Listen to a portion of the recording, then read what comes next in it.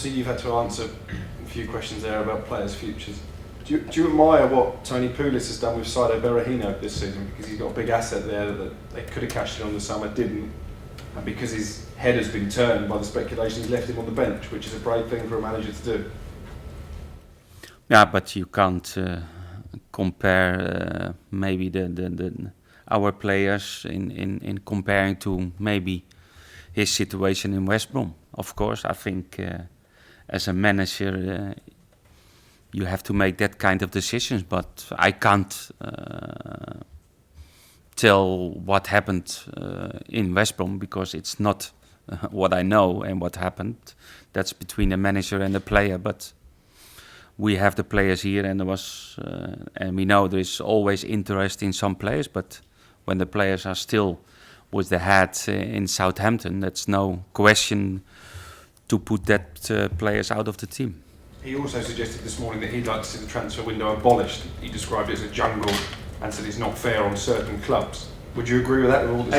I agree because of course we have to live with all the rumours, but the intention to the transfer window is extremely high, and every day on the television, and sometimes the rumours are true and not true, and that's difficult because it's difficult to keep everybody really focused to the club, because it's always business behind, and you never know if it's true or not.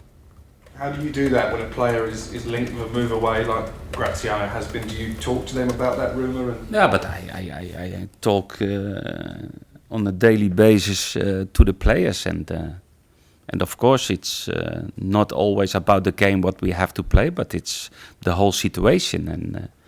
But still, everybody who's playing and training for Southampton, they really focus to the team, and that's, I think, the most important. With regards to Graziano, it's been brought up. I mean, he's another one who's got 18 months left now on his contract. Is he somebody you'll be hoping the club can tie down longer than that?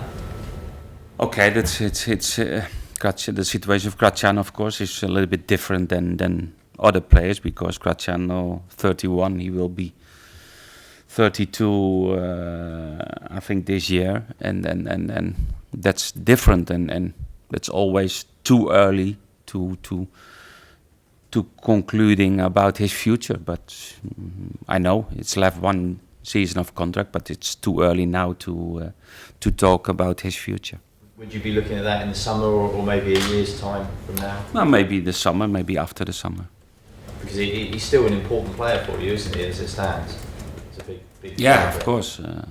We like to keep every good player in the team, but 31 is a good age to still to play on your level, and of course he had some physical problem with his knee in the last few weeks, but he's going better, and that's important that he is coming back and scoring and be the important player what he was before. Do you find a bit of a dilemma this weekend, Ronald? Because we've seen you're not a manager to make lots and lots of changes. You obviously hit upon a winning formula at Watford with the 3 centre halves.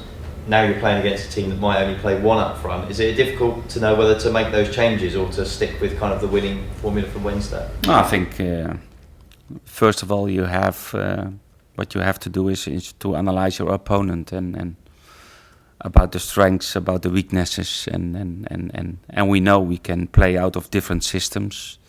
We have really players who can be involved in different systems to play the game, and that's the most important. And then we have to make really tough decisions for tomorrow, because players are coming back.